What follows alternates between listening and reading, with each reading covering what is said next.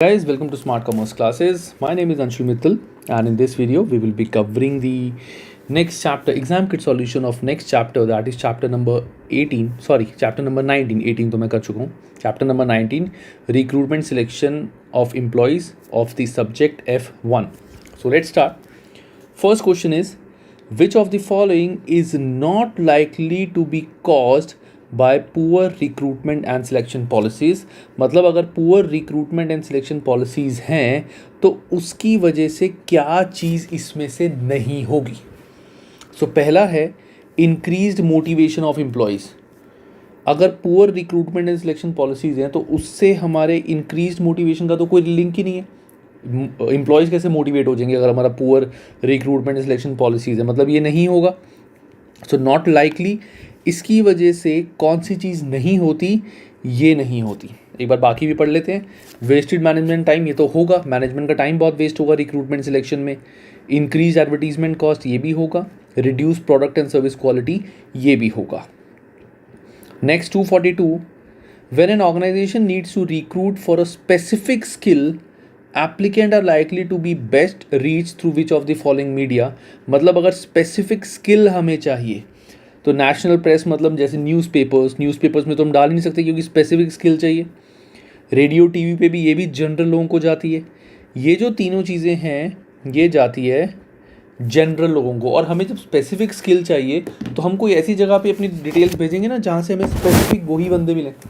जैसे for example naukri.com होती है, हमें स्पेसिफिक बंदे चाहिए तो यहाँ पे trade, technical and professional journals की जो प्रोफेशनल जर्नल्स या ट्रेड टेक्निकल जर्नल्स होते हैं उसी में हम बताते हैं कि हमें स्पेसिफिक रिक्वायरमेंट चाहिए. और वही स्पेसिफिक, ये जो प्रोफेशनल जर्नल होते हैं ये सिर्फ प्रोफेशनल लोगों के पास ही जाते हैं, उस स्पेसिफिक ट्रेड के हर एक के पास नहीं जाते. तो rather than spending lot of amount to inform general public, जबकि हमें तो चाहिए स्पेसिफिक एम्प्लॉयज़, तो हम trade, technical and professional journal में अप्लाई करेंगे. 243, a document containing skills and knowledge expected to staff occupying a certain position is referred to as skills and knowledge expected of staff. ये line कैसी है? Skills and knowledge expected of staff occupying a certain position, staff occupying a certain position is refer to as. मुझे question ठीक से समझ नहीं आया. ये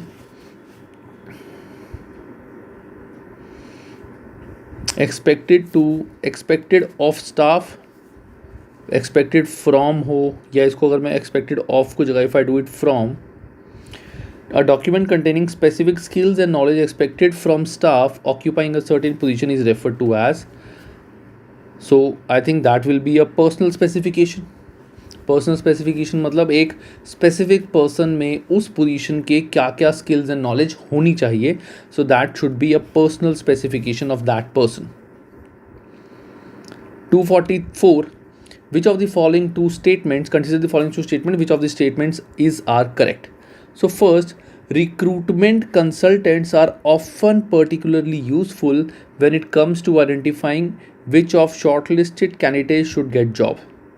रिक्रूटमेंट कंसल्टेंट तो हमें बताते हैं, जैसे हमने उनको रिक्वायरमेंट दी कि हमें इतने बंदे चाहिए, तो वो मार्केट में जाके हमारे को बंदे ढूंढ के ला के देंगे. उसमें से शॉर्ट लिस्ट करना तो हमारी मर्ज़ी है, हम सिलेक्शन प्रोसेस में जाते हैं. रिक्रूटमेंट वाले बंदे तो सिर्फ बंदे हमें ला के देते हैं, दे डोंट शॉर्ट लिस्ट. तो शॉर्ट लिस्टिंग का काम तो उनका होता ही नहीं है. So that means this is wrong. A selection interview not only aims to help choose the best person for the job, but also boosts the company's image by making the candidate feel that they have been fairly treated in the selection process, right? अगर हम पूरा interview अच्छे से सबका लेते हैं तो जितने भी हमारे एम्प्लॉयज़ हैं वो मोटिवेट भी होते हैं कि हाँ यार ये कंपनी ऐसे फालतू में किसी भी बंदे को नहीं रख रही, पूरा प्रॉपर इंटरव्यू का प्रोसीजर फॉलो कर रही है. So that means second is right. So answer is B. 245, Andrew, अच्छा क्वेश्चन में क्या है? According to Rogers 7-point plan, what aspect of person specification is Andrew focusing on? Okay, Andrew is about to start attempting to recruit new members of staff for his department. He is currently creating a person specification and has identified that successful candidate needs to be able to work a number of evening and weekends. उसने ये देखा है, वो person specification बना रहा है, उसने identify किया है कि जो भी सक्सेसफुल कैंडिडेट है उसको देर रात तक या वीकेंड्स पे भी काम करना पड़ सकता है. So what aspects of person specification Andrew focusing on. तो यहाँ पे if you remember Alec Rogers ने बताया था कि जब भी कोई स्पेसिफिक सिचुएशन होती है, स्पेसिफिक डिमांड होती है कि जैसे कुछ एक्स्ट्रा घंटे काम करना है, कुछ करना है, सो दैट इज़ सर्कमस्टांसेस. ये भी तुम्हारे को पर्सन स्पेसिफिकेशन जो एलेक रॉजर्स की है वहाँ पे क्लियर मिल जाएगा कि एलेक रॉजर्स ने बोला है सर्कमस्टांसेस में कि does the job have any special demand such as requirement for work unsociable hours, so that comes in circumstance. Next 246. A business has new job vacancy that is needs to fill, but it's unsure of whether to recruit externally or internally. Which of the following statement regarding this decision is correct? हमें ये नहीं पता कि job vacancy को internally externally fill करना है. So which situation is correct? External recruitment is likely to improve motivation for existing workers within the business. This is completely wrong कि अगर हम बाहर से कोई बंदा लेके आते हैं तो जो इंटरनली हमारे कंपनी में काम कर रहे हैं लोग वो तो चिढ़ जाएंगे.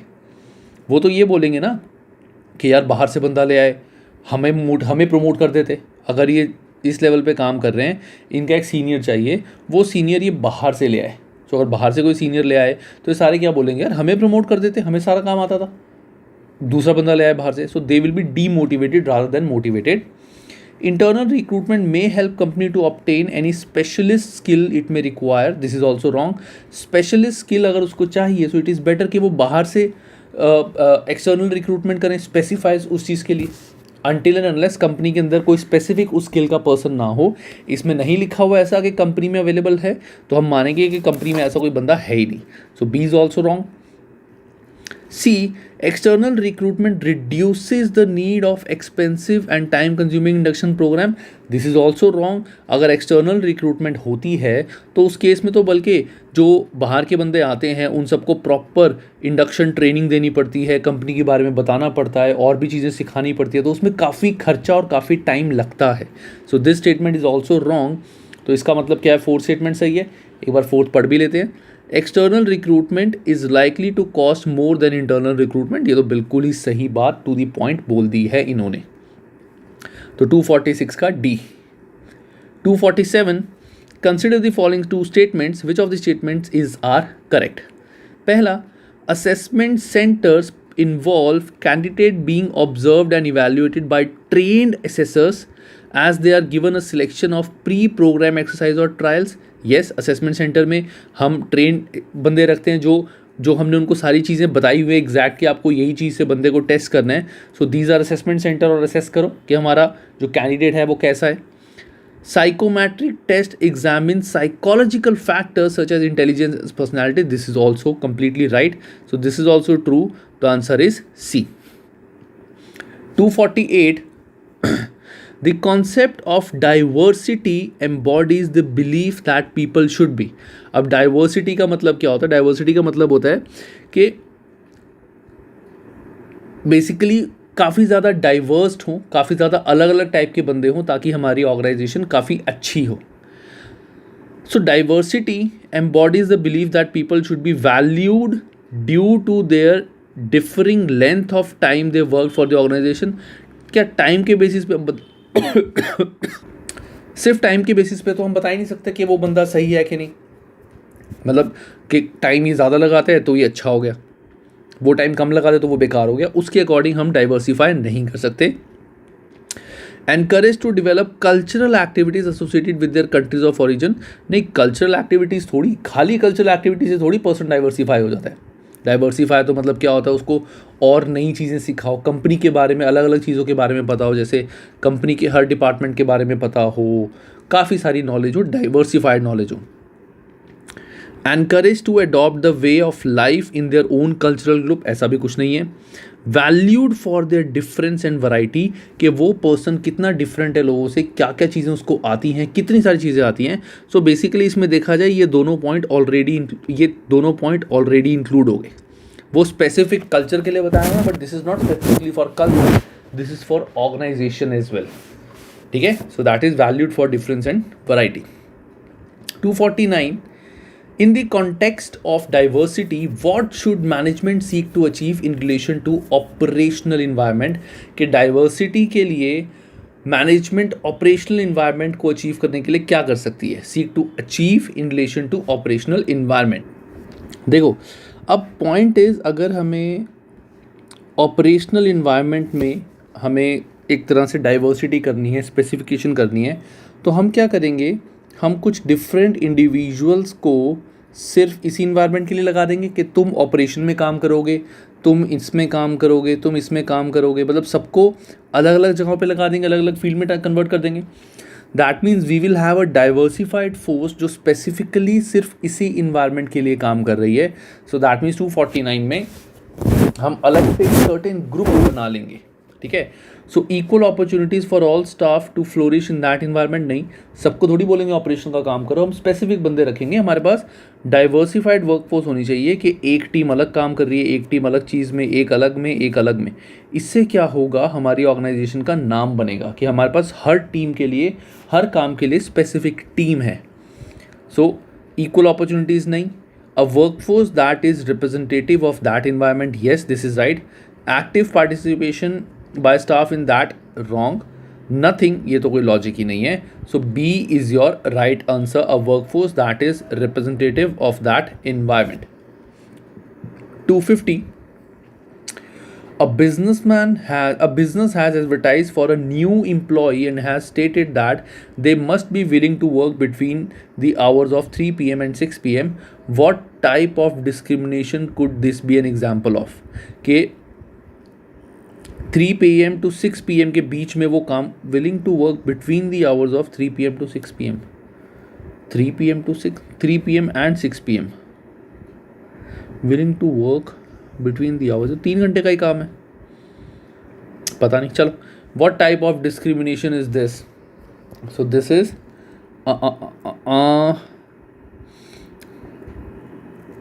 तो डिस्क्रिमिनेशन तो पहली बात तो अगर हम यहाँ से देखें, पॉजिटिव डिस्क्रिमिनेशन तो कोई टर्म ही नहीं होती, तो ये तो आंसर है ही नहीं. विक्टिमाइजेशन हमारा होता है कि अगर किसी एम्प्लॉयर कोई ट्रीट कर रहा है एम्प्लॉय को बिकॉज के उसने, मतलब जैसे 4 एम्प्लॉयज़ में से किसी 2 को इल ट्रीट कर रहा है कि उन एम्प्लॉयज़ ने पहले कभी कंप्लेंट कर दी थी, कुछ भी कर दिया था. So that's why that is victimisation. यहाँ तो ऐसा कुछ नहीं है. डायरेक्ट डिस्क्रिमिनेशन होता है कि हम डायरेक्टली बोल रहे हैं कि सिर्फ फीमेल्स ही चाहिए, हमें सिर्फ मेल्स ही चाहिए, सिर्फ ऐसे ही चाहिए, सिर्फ इसी एरिया के बंदे चाहिए. That is direct discrimination. तो और कोई ऑप्शन नहीं बचता, तो we will call it indirect discrimination. यहाँ पे कोई डायरेक्ट डिस्क्रिमिनेशन है, हम कोई भी बंदा जो इसके बीच में काम कर सकता है, he can come. So there is no direct discrimination, this is indirect discrimination.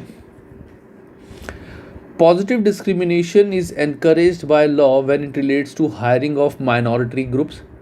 तो पहली बात है, पॉजिटिव डिस्क्रिमिनेशन तो कोई टर्म ही नहीं होती है, और पॉजिटिव डिस्क्रिमिनेशन हमने पढ़ा था, that is illegal. Positive discrimination is typically illegal discrimination. So this is false. 252, which of the following are typical differences between diversity and equal opportunities? इनके बीच में टिपिकल डिफरेंस क्या है? सबसे पहला, equal opportunities is usually voluntary rather than being legally required. Yes, equal opportunities is voluntarily rather than being legally required. This is wrong. This statement is wrong, guys, क्योंकि equal opportunities is usually voluntarily rather than being legally required. I think this is wrong because equal opportunities जो होता है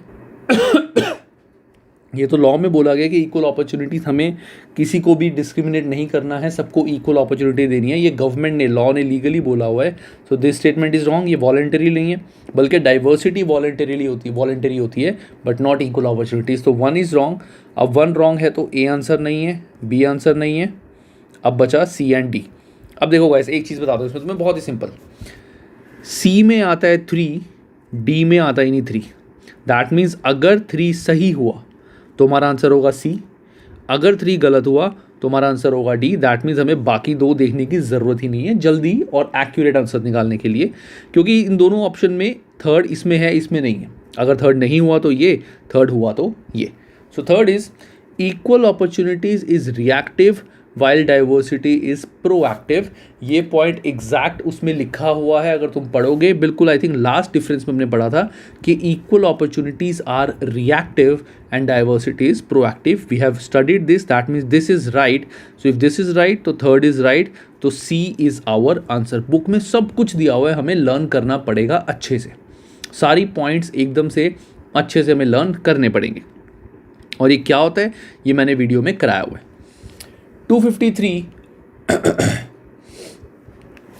when many candidates need to be assessed at the same time using a variety of interacting techniques the company is likely to use। एक ही time पे जब हमने काफ़ी सारे बंदों को यूज़ कह रहा हूँ, बंदों को असेस करना है एक ही टाइम पे, दैट टेक्निक इज कॉल्ड। किस तरह से हम चेक कर सकते हैं? That is like assessment centres के हमने सेंटर्स बनाए हुए हैं, सेंटर्स पे उनको जैसे ग्रुप डिस्कशन वगैरह होती है, बुलाया जाता है, तो एक ही बारी में हम काफ़ी लोगों को असेस कर सकते हैं, क्योंकि उसमें सेट पैटर्न ऑफ क्वेश्चंस होते हैं, चीज़ें होती हैं। ठीक है, तो 253 का आंसर है D, group activities and all सब कुछ उसमें होता है। पैनल इंटरव्यू में एक बंदे का इंटरव्यू लिया जाएगा, पर्सनल टेस्ट में एक एक बंदे का टेस्ट लिया जाएगा, एप्लीकेशन फॉर्म से कोई भी हम असेस ही नहीं कर सकते बंदे को, सो असेसमेंट सेंटर से ही हम एक ही बारी में बहुत लोगों को असेस कर सकते हैं। 254 Miguel is planning to design and implement an equal opportunity policy within his business. Which of the following would not be involved in an organization establishing an internal equal opportunity policy? कौन सी चीज़ इसमें involve नहीं होगी? पहला, communication of equal opportunity policies to all staff and member, ये तो बताना पड़ेगा। Creation of role of equal opportunities manager, ये भी हायर करना पड़ेगा।